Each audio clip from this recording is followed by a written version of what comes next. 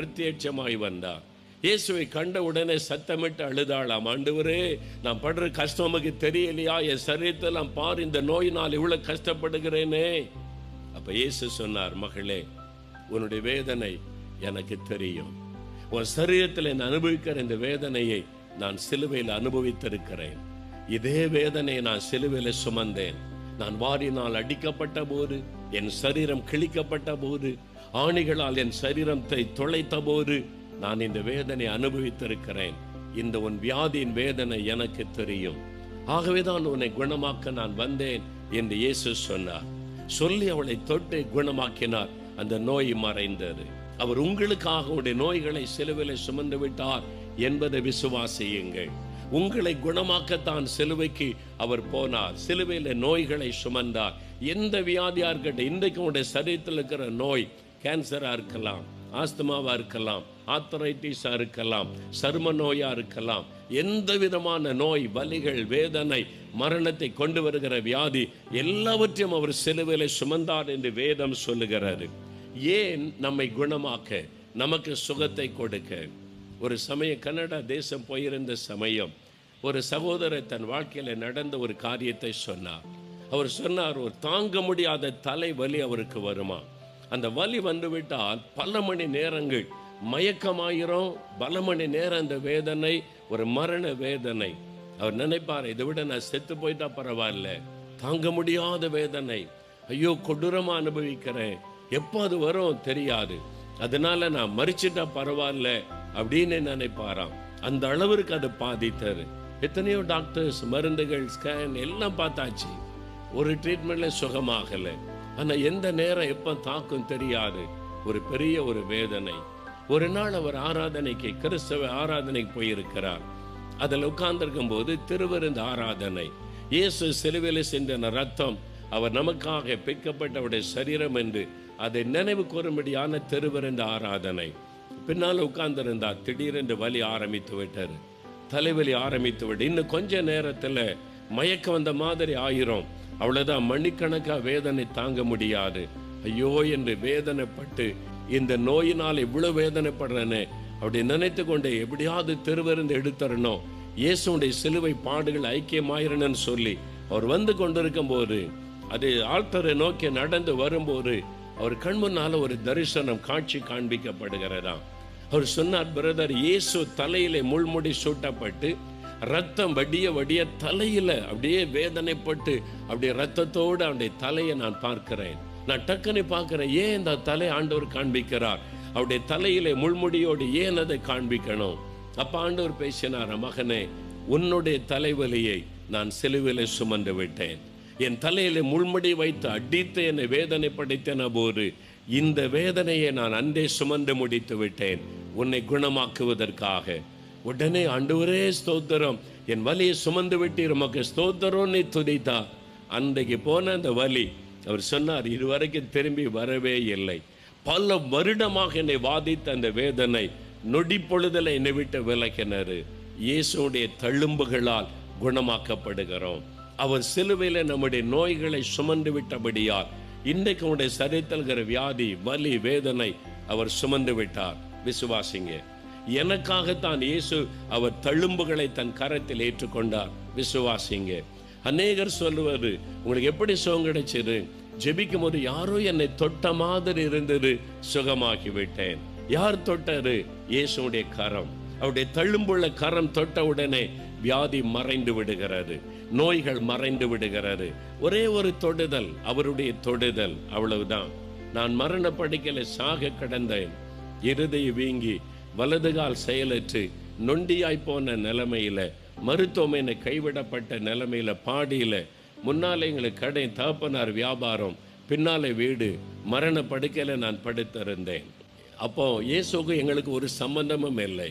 இந்த சர்ச்சுக்கு போனதில்லை, கூட்டத்துக்கு போனதில்லை, பைபிள்லாம் எங்கள் வீட்டில் கிடையாது, தெரியாது. ஆனால் இயேசு என்னை தேடி வந்தார். ஒரு கிறிஸ்தவ அண்ணன் என்னை தேடி வந்தாங்க, சாமுவேல். இப்பவும் பாடியில் இருக்கிறாங்க. அவங்க அப்போ வாலிபன், அவங்களுக்கு திருமணம் ஆகலை. எங்களுடைய அப்பாவோட பழக்கம், பிஸ்னஸில் கடைக்கு வர்றதில் பழகினவர்கள். அவங்க கிறிஸ்தவர்கள்.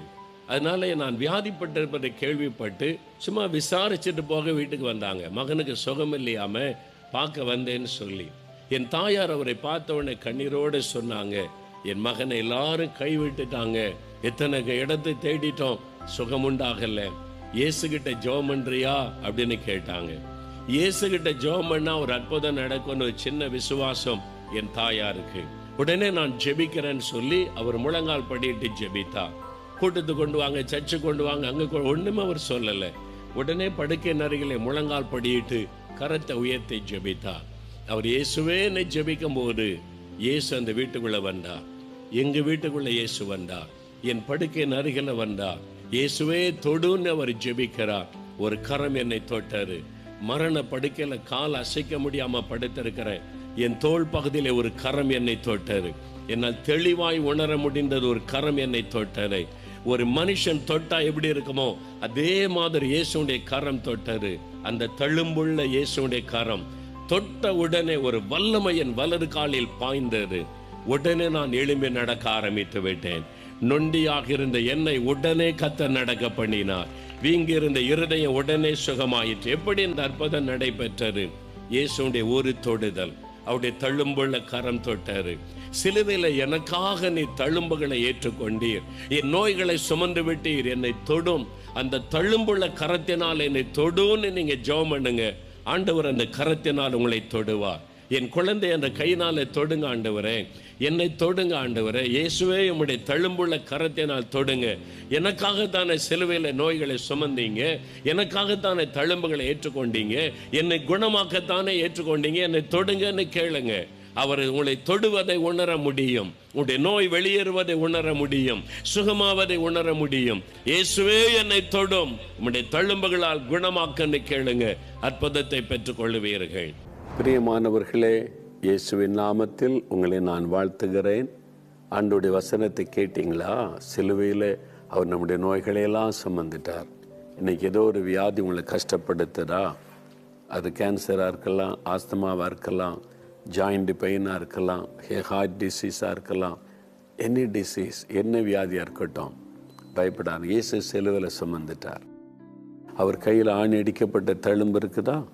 வசனம் என்ன சொல்ல? அவருடைய தழும்புகளால் குணமாகிறோம். நம்ம ஜெபிக்கும் போது என்ன நடக்கிறது? இயேசு தன் தழும்புள்ள கரத்தினால் தொட்டு குணமாக்குகிறார். அதான் ரகசியம். இப்போ ஆண்டவரே, எனக்காக சிலுவையில் நோய்களை சுமந்து விட்டீர், உம்முடைய தழும்புகளால் நான் குணமாகிறேன் என்பதை விசுவாசிக்கிறேன், அந்த தழும்புள்ள கரத்தினால் என்னை தொடுங்க அப்படின்னு கேளுங்க, போதும். அவ்வளோதான். இயேசு உங்களுடைய நோயை சிலுவையில் சுமந்துட்டார், உங்களுக்காக தழும்பை ஏற்றுக்கொண்டார், தழும்புள்ள கரத்தினால தொடுங்க, அவர் தொட்டுட்டா சுகம். அவ்வளோதான்.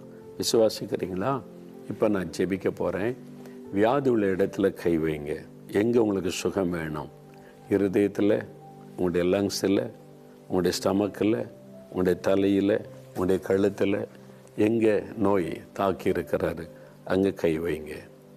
அல்லது உங்களுடைய இருதயத்தில் அப்படியே கை வைத்து கொண்டு, இயேசுவே என்னை தொடுங்க, உங்களுடைய தழும்புள்ள கரத்தினால என்னை தொடுங்க, நான் விசுவாசிக்கிறேன், என் நோய்களை எல்லாம் சிலுவையில் சுமந்துட்டீங்க. அது சொல்லி ஜெபம் பண்ணுங்க. வாயை திறந்து சொல்லி ஜெபிங்க. உங்கள் வீட்டில் யாராவது வியாதிப்பட்டிருந்தால் அவங்க மேலே கை வைத்து கொள்ளுங்க. இப்போ ஜெபிக்கும் போதே இயேசு தொடுவார். ஜெபம் முடிந்த உடனே அவங்க சுகம் பெற்று எழுப்பிடுவாங்க. விசுவாசிங்க. ஜெபம் முடிந்த உடனே உங்களுடைய சரீரத்தில் நோய் மறைஞ்சிரும் பாருங்க. விசுவாசிங்க. அவருடைய தழும்புக்கு அவ்வளோ வல்லமை உண்டு. இயேசுவின் தழும்புக்கு நம்ம இப்போ ஜெபிக்க போகிறோம். அப்படியே கண்களை மூடி, தகப்பனே, எங்களுடைய நோய்கள் பலவீனங்களை எல்லாம் சிலுவையில் சுமந்தீர், எங்களை குணமாக்குவதற்காக கையிலே தழும்புகளை ஏற்றுக்கொண்டீர். என் மரணப்படுக்கையில் நீர் வந்து அந்த தழும்புள்ள கரத்தினால் தொட்டு எனக்கு அற்புத சுகம் கொடுத்தீங்களப்பா. நான் அதை நினைத்து உம்முடைய பிள்ளைகளுக்காக ஜெபிக்கிறேன். இதோ இந்த மகளை பாரும், இந்த மகனை பாரும், இந்த வியாதி வந்துவிட்டது என்று பாதிக்கப்பட்டு கலங்கி ஜெபிக்கிறாங்கப்பா. இப்பொழுது உம்முடைய தழும்புள்ள கரத்தை அவர்கள் மீது வையும். இந்த மகன் மேலே, இந்த மகள் மேலே உம்முடைய தழும்புள்ள கரத்தை வையும். தகப்பனை, என்னை தொட்டதை போல இவர்களை தொடும். இன்றைக்கு இந்த பொல்லாத வியாதிகள் விலகி போகட்டும். இயேசு கிறிஸ்துவின் நாமத்தினாலே. நீர் என்னை தொட்ட உடனே மரண படுக்கை மாறினது அல்லவா? அல்லவா? இப்பொழுது தொடும், இந்த தம்பியை தொடும், இந்த மகளை தொடும், இயேசுவின் நாமத்தில் இந்த குழந்தையை தொடும். இப்பொழுதே வியாதி படுக்கை மாறட்டும், பொல்லாத மரண வியாதி விலகி போகட்டும். உம்முடைய தழும்புகளால் குணமாகிறோம். கண்களை தொட்டு குணமாக்கும், காதுகளை தொட்டு சுகம் உண்டாகும்படிக்கு செய்யும், இருதயத்தை தொட்டு குணமாக்கும், கிட்னியை தொட்டு குணமாக்கும். இயேசுவின் நாமத்தில் கர்ப்பப்பையை தொட்டு குணமாக்கி விடும். ஆண்டவரே, எலும்புகள் நரம்புகளை தொடும், சகல வியாதிகளும் விலகட்டும் இயேசுவின் நாமத்தில். இந்த நிமிஷம் முதல் சுகம் பெற்றவள் எழும்பி நடப்பார்கள் ஆக. உம்முடைய தழும்புகளால் குணமாகிறோம். நீ தொட்டு விட்டீர், உம்முடைய தழும்புகளால் குணமாக்கி விட்டீர். விசுவாசிக்கிறோம், அற்புத மாற்றத்தை எதிர்பார்க்கிறோம். உம்முடைய பிள்ளைகள் அற்புதங்களை கண்டு மகிழட்டும். உம்முடைய கரத்தில் அர்ப்பணிக்கிறேன். இயேசு கிறிஸ்துவின் நாமத்தில் ஜெபிக்கிறோம் பிதாவே. ஆமேன், ஆமேன். பிரியமானவர்களே, ஆண்டவர் ஜெபத்தை கேட்டார், உங்களுக்கு அற்புதம் செய்து விட்டார். நீங்க விசுவாசத்தோடு தானே ஜெபிச்சீங்க. அவருடைய தழும்புள்ள கரம் தொட்டு விட்டாரு. இனிமே விசுவாசத்தோடு என்னை தொட்டதற்காய் ஸ்தோத்திரம், என்னை குணமாக்கினதற்காய் ஸ்தோத்திரம்னு ஆண்டவரை துதிங்க. உங்களுடைய சரீரத்தில் மாற்றம் உண்டாயிருக்கிறது இப்பொழுதே உணர்கிறீர்கள். இன்றையிலிருந்து ஒரு மாற்றம். நல்ல ஆண்டவரை துதித்து இயேசுவை மகிமைப்படுத்துங்க. ஆண்டவருடைய கரம் தொடர்ந்து உங்களோடு இந்த வழி நடத்துவதாக. நீங்கள் பெற்றுக்கொண்ட சுகத்தை காத்து கொள்ளணும். திரும்ப இந்த பாவ பழக்கம், தவறான நண்பர்கள், மதுபானம் போகக்கூடாது. அதெல்லாம் ஒழிச்சு போடுங்க. ஏமாத்துறது, பொய் சொல்றது, திருட்டுத்தனம் பண்ணுறது, வேலையில் பிஸ்னஸில் எதுவும் வேண்டாம். உண்மையாக இருங்க. நீங்கள் நேர்மையாக நடந்து கொள்ளுங்க. கர்த்தர் உங்களை ஆசீர்வதிப்பார். இன்றையிலிருந்து மாற்றத்தை காண்பீங்க. ஆமென்.